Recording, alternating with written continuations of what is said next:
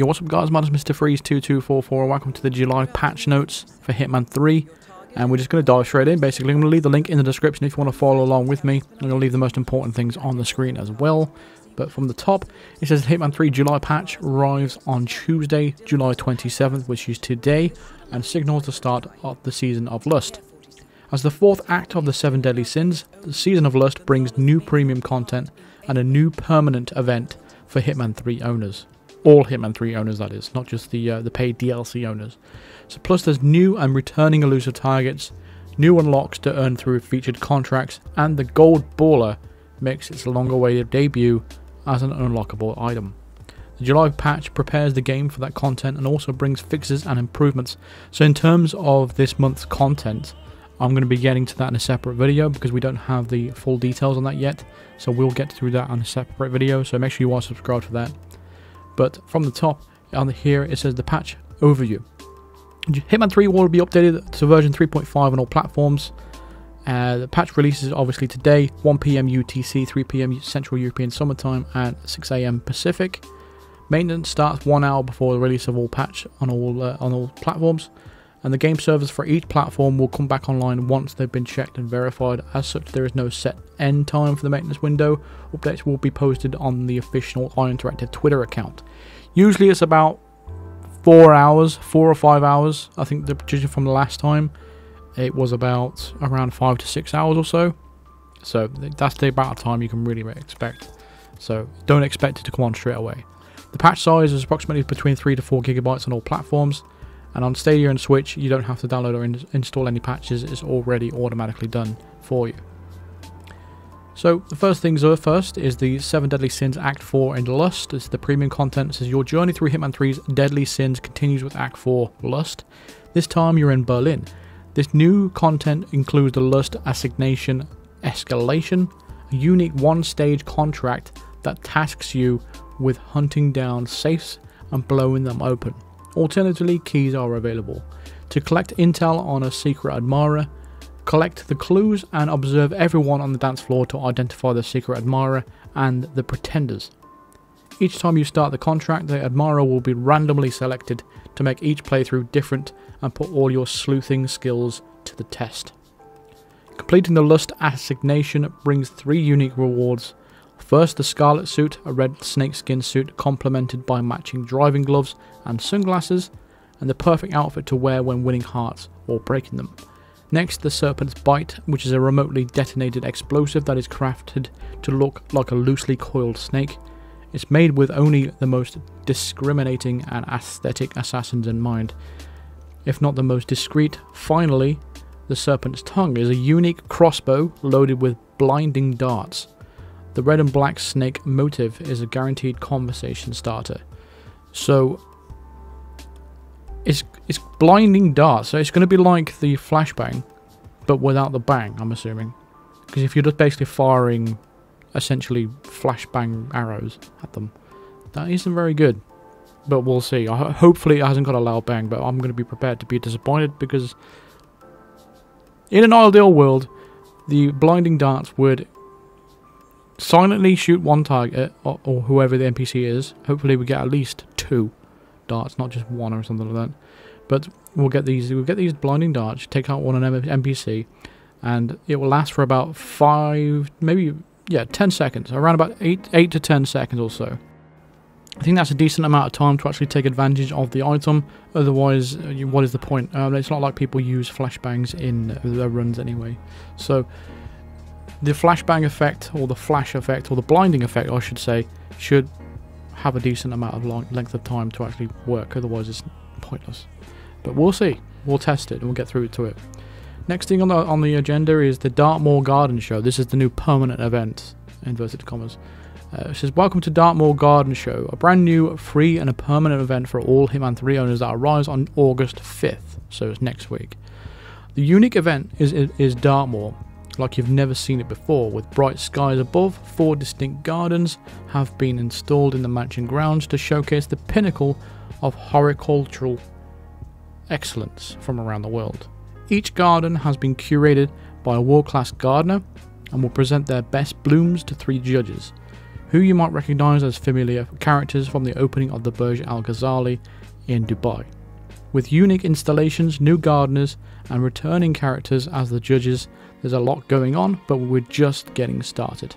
The Dartmoor Garden Show will play out as a 3-stage escalation on your first playthrough, where a client and accomplice are randomly assigned, meaning that the winner of the garden show, which is based on just as much as who is alive to claim the prize, and it is based on the quality of the gardens, will be different each time.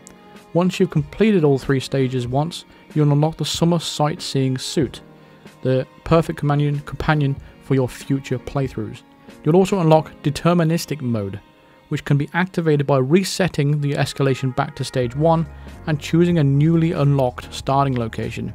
In this new mode for the Dartmoor Garden Show, we remove the randomized element and give you full control of who should be left alive to claim the prize of Dartmoor's greatest gardener. Finally, Contracts mode is fully enabled for the Dartmoor Garden Show, giving you the chance to create your own contracts on any of the NPCs at the event, craft your own narratives, set up your own challenges, and compete for bragging rights with your friends. So I'm curious about this deterministic mode. So they have a random element to the original escalation, which I'm not sure if I'm going to do a guide for this, because the random element, depending on how random it is, I'm not sure if it's even possible to do a walkthrough on such a thing. So what I might do instead is do a live stream on this Dartmoor Garden Show, and once I've done that and completed the escalation, get into this deterministic mode and then do a straight up walkthrough for that, because that basically removes the random element to it.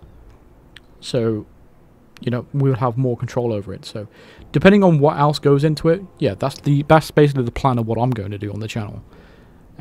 It's the same with the escalation note we got earlier, which is the 7 Deadly Sins, the Lust escalation. It's got a random element to that, so we'll see how that goes, because I'm not sure how you can do guides for something that has a random element to it, because again, nothing's ever going to be exactly the same for the person that needs a guide on it. So we'll just have to see how random that actually is.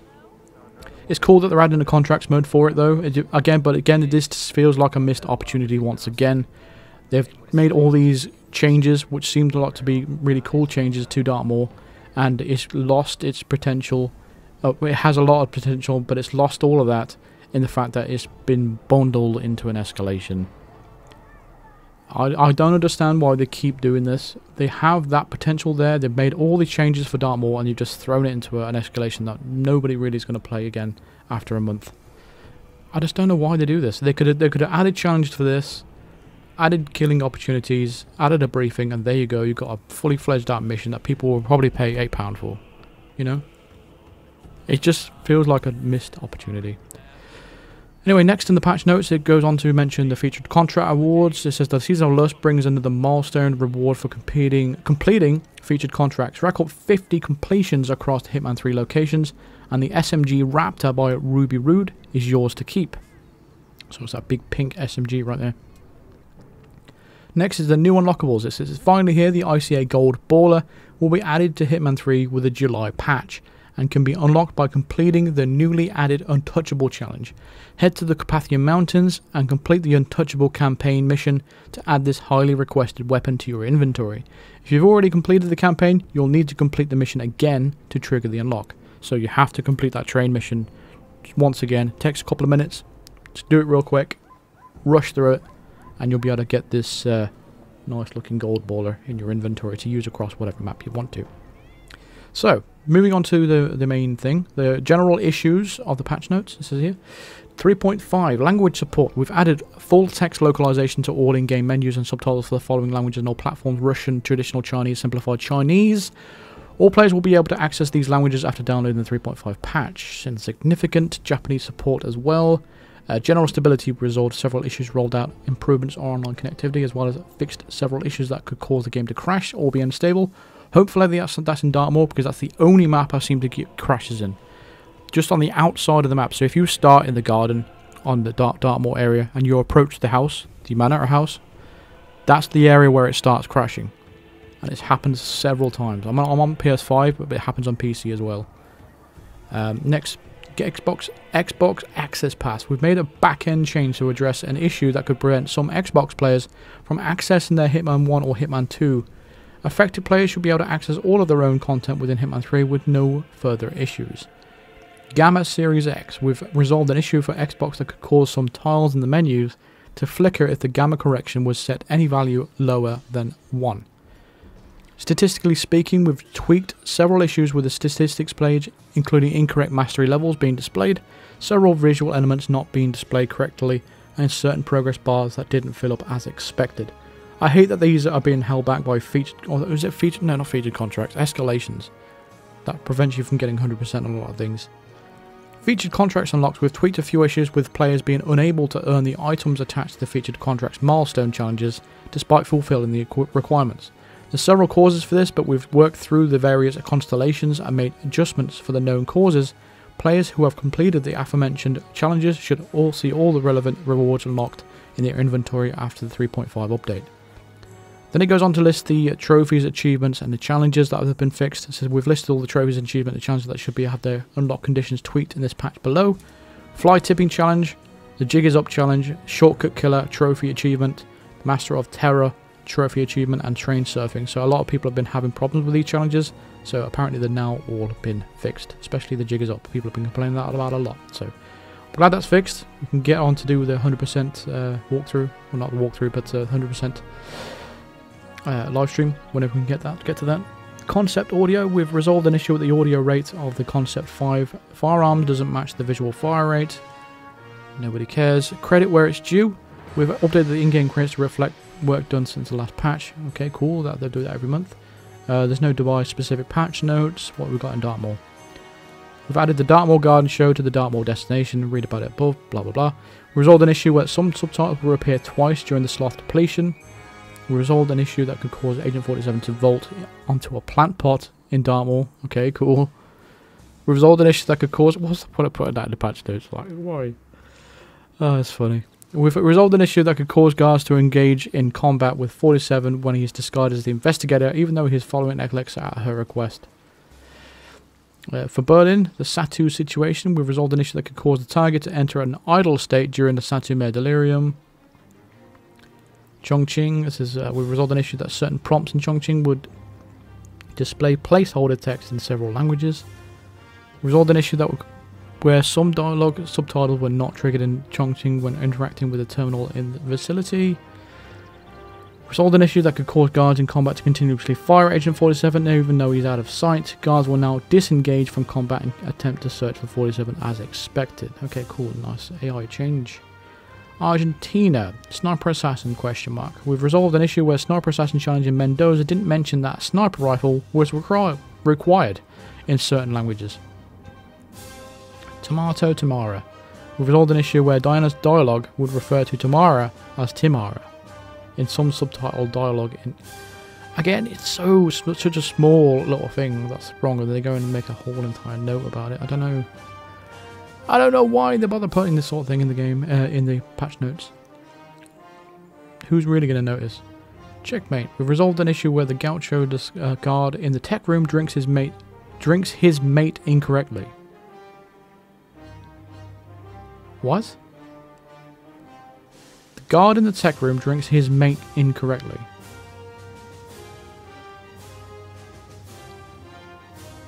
My brain can't compute. He was drinking straight from the glass and the straw was going through his face.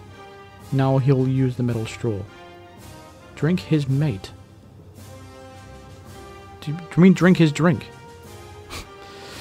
Anyway, no time to trespass. We've resolved an issue where the small area near the cinema screen in Mendoza was flagged as trespass zone. We resolved an issue that would cause lighting effects to flicker and move between the front balcony and bedroom of the villa. Resolved an issue that not everything was in its place.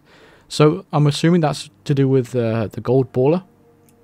So if you didn't know, in Mendoza, if you go into the underneath the villa, down into the basement area, there's going to be 2 guards in a locker room, and they'll be standing in front of a weapon. They'll be building a weapon. If you knock them both out, drag their bodies away from the table, and you'll be able to assemble the gun, as long as you're dressed as one of those guards. Then you'll be able to craft, like, the gold baller, well, a variation of it anyway. It was more like a brass baller. But yeah, that was always the case for Mendoza. And then about 2 months back or something like that, after the greed escalation came out, they removed the ability to actually do that, and they swapped it out for a Bartoli. I really don't know why they made that change, other than the fact just to hold off giving you this gold baller in the future.